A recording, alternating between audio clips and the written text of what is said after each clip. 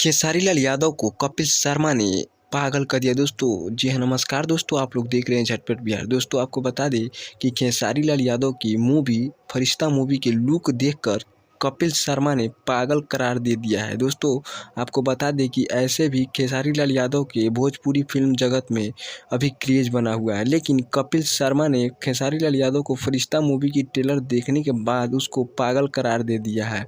बोला है कि दुनिया में सबसे बड़े पागल खेसारी लाल यादव ही है, क्योंकि आप लोग जानते हैं कि कपिल शर्मा शो में अभी गए हुए थे खेसारी लाल यादव, और जो कि उसमें उनको बहुत ही अच्छे तरीके से पता था कि खेसारी लाल यादव कैसे हैं। लेकिन खेसारी लाल यादव को कपिल शर्मा ने कह दिया है कि कपिल शर्मा बहुत ही बड़ी पागल है, इस तरह का मूवी नहीं करना चाहिए, क्योंकि इस तरह का मूवी करने से लोगों में क्रेज कम हो जाता है। तो आप लोगों का क्या कमेंट है, ज़रूर बताइएगा इस मूवी के बारे में और कपिल शर्मा के बारे में और खेसारी भैया के बारे में।